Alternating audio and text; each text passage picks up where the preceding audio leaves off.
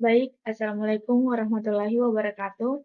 Perkenalkan, nama saya Rahmawati dengan NIM 2021 01014087. Baik, di sini saya akan mempresentasikan hasil PPT saya tentang konsep-konsep IPS, geografi, sejarah, ekonomi, sosiologi, antropologi dalam konteks lokal, nasional, dan global.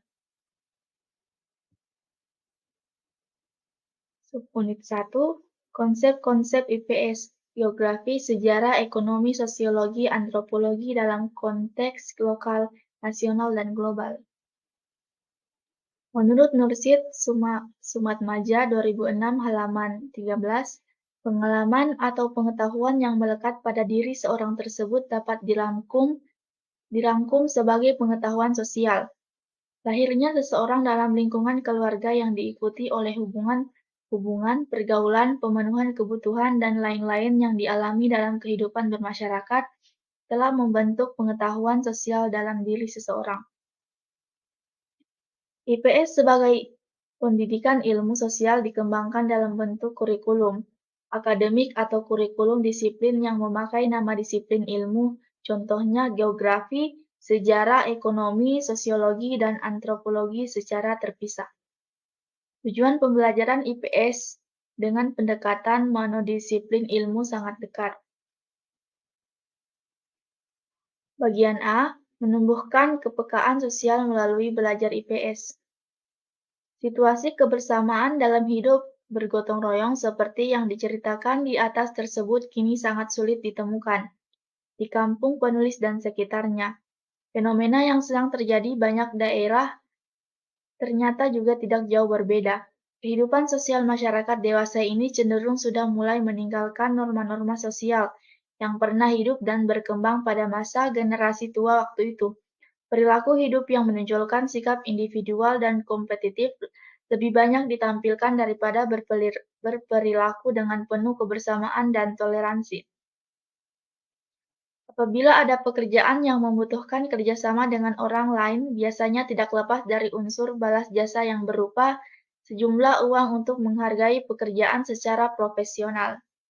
Kepekaan dan kepedulian sosial yang pernah tumbuh dan berkembang pada masa generasi pendahulu kita waktu itu harus kita upayakan dapat tumbuh kembang kembali. Inilah tugas kita semua.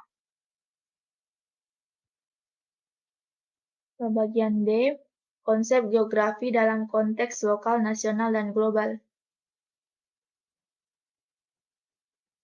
Secara harfiah, geografi berarti lukisan atau tulisan tentang bumi.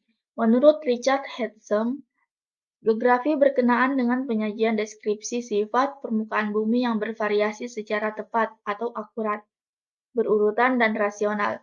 Geografi adalah ilmu keuangan yang mengkaji berbagai fenomena dalam konteks keruangannya.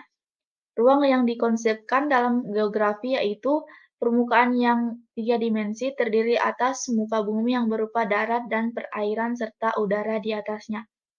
Ruang permukaan bumi ini secara bertahap ukuran dan jaraknya mulai dari tingkat lokal, regional, sampai ke tingkat global.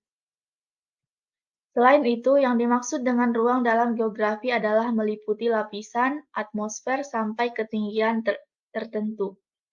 Lapisan bantuan sampai kedalaman tertentu, lapisan air dan proses alamiah yang terjadi di dalamnya. Berdasarkan analisis konsep geografi atau konsep keruangan, pengundulan hutan yang terjadi secara regional dan kawasan tertentu di permukaan bumi. Pencemaran udara yang berlebihan di kawasan tertentu tidak hanya berdampak negatif pada kawasan yang bersangkutan, melainkan juga berdampak global bagi seluruh dunia.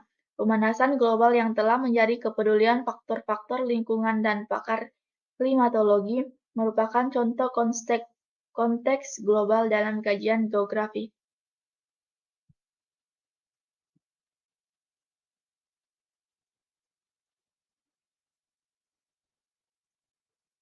Bagian C, konsep sejarah dalam konteks lokal, nasional, dan global. Sejarah dan geografi merupakan ilmu dwi tunggal, artinya jika sejarah mempertanyakan suatu peristiwa itu, kapan terjadi, pengungkapan itu masih belum lengkap. Jika tidak dipertanyakan di mana tempat terjadinya, dalam hal ini dimensi waktu dengan ruang saling melengkapi. Ada tentu sangat mengenal tokoh-tokoh agama, para nabi dan rasul yang tidak hanya berpengaruh terhadap umatnya pada saat mereka masih hidup di kawasan lingkungannya masa itu, melainkan tetap menjadi pola perilaku dan teladan secara global sampai saat ini. Bangunan-bangunan bersejarah seperti Ka'bah dan Masjidil Haram di Mekah, piramida di Mesir, tembok besar di Cina, Masjid Taj Mahal di Agra atau India, dan Candi Borobudur di Indonesia, yang merupakan beberapa bangunan keajaiban dunia, tidak hanya bernilai bermakna sejarah, melainkan memiliki nilai global yang mempersatukan umat. Pertemuan internasional yang bernilai dan bermakna sejarah seperti antara lain Konferensi Asia-Afrika tahun 1955 telah meningkatkan kesadaran masyarakat Asia Afrika akan haknya sebagai umat yang memiliki hak untuk berdaulat di negaranya sendiri, bernilai kemanusiaan yang meningkatkan martabat manusia di kawasan ini. Kemudian bagian D, konsep ekonomi dalam konteks lokal, nasional, dan global.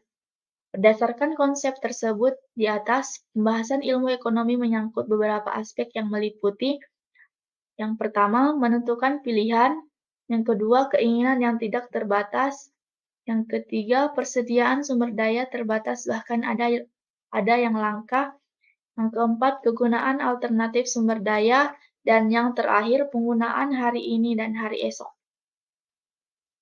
Perubahan dan pengembangan aspek-aspek yang bersifat fisik material saja tidak memecahkan masalah. Oleh karena itu, wajib dikembalikan kepada manusia sendiri, terutama pada akhlaknya.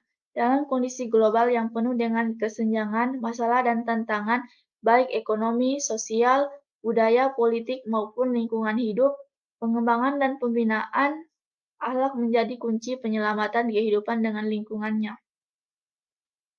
Oleh karena itu, menghadapi globalisasi ekonomi berupa perekonomian pasar bebas, beralihkan kawasan ekonomi maju dari Atlantik ke Pasifik, dan kebangkitan ekonomi Asia Afrika, kita bangsa Indonesia wajib siap mental dan dengan akhlak yang tinggi, tantangan global di bidang ekonomi tak akan kunjung reda. Bagian E, konsep sosiologi dalam konteks lokal, nasional, dan global. Yang pertama, ada pengertian sosiologi. Menurut Pitirin Sorokin, tahun 1928, sosiologi adalah ilmu yang mempelajari hubungan dan pengaruh timbal balik antara aneka macam gejala-gejala sosial, misalnya antara gejala ekonomi dengan agama, keluarga dengan moral, hukum dengan ekonomi, gerak masyarakat dengan politik, dan sebagainya.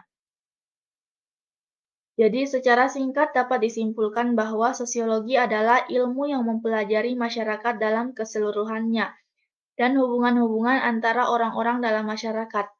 Pengertian lainnya, sosiologi adalah ilmu pengetahuan tentang relasi-relasi sosial, artinya bahwa manusia merupakan makhluk yang aktif mengadakan kontak-kontak dengan interaksi-interaksi sosial yang berupa tingkah laku dan dapat saling mempengaruhi.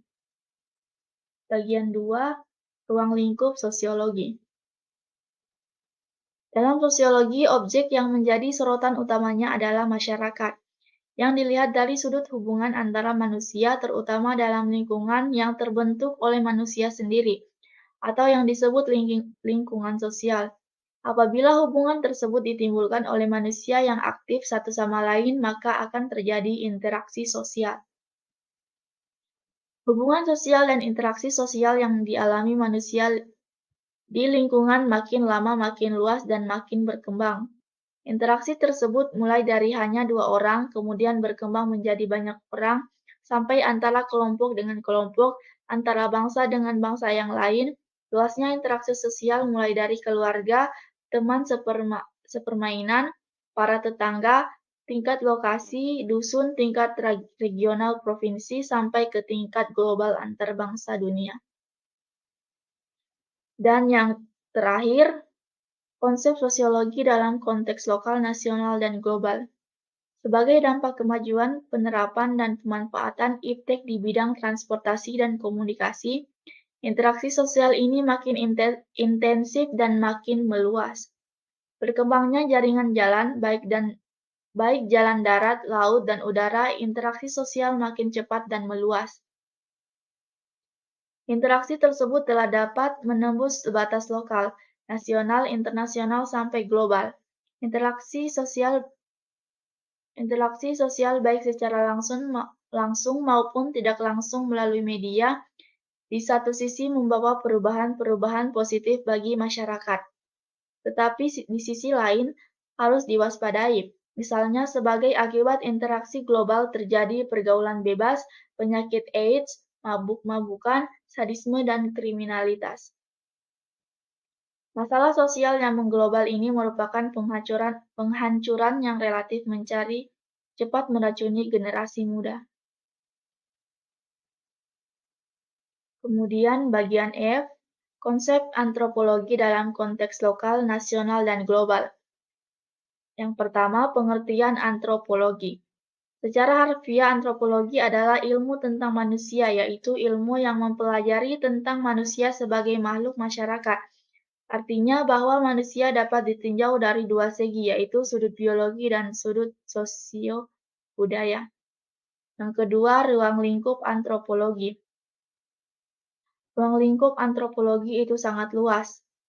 Perhatian ilmu antropologi ditujukan kepada sifat-sifat khusus badan dan cara-cara produksi, tradisi-tradisi, dan nilai-nilai yang membuat pergaulan hidup yang satu berbeda dari pergaulan hidup lainnya.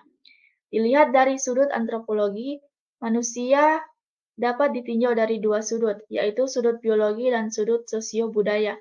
Cara peninjauannya tidak terpisah-pisah melainkan holistik, artinya merupakan satu kesatuan fenomena biososial. Dan yang terakhir, nomor 3, konsep antropologi dalam konteks lokal, nasional, dan global. Pada hakikatnya, perkembangan aspek kehidupan apapun yang mengarus mulai dari tingkat lokal sampai tingkat global, dasarnya terletak pada budaya dengan kebudayaan yang menjadi milik otentik manusia. Makhluk hidup selain manusia tidak mungkin dapat mengubah tatanan kehidupannya sampai mengglobal. Hanya saja di sini wajib kita sadari bahwa iptek itu produk akal pikiran manusia, sehingga jangan terjadi manusia seolah-olah dikendalikan iptek. Justru sebaliknya, manusialah yang mengendalikan iptek. Pendidikan tidak dapat dilepaskan dari interaksi sosial yang dilakukan oleh anggota-anggota masyarakat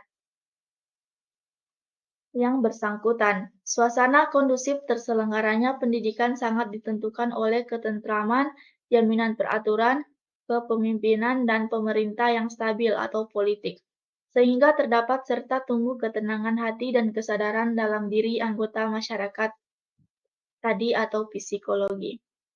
Sekian dan terima kasih. Mungkin itu saja hasil presentasi dari saya. Wassalamualaikum warahmatullahi wabarakatuh.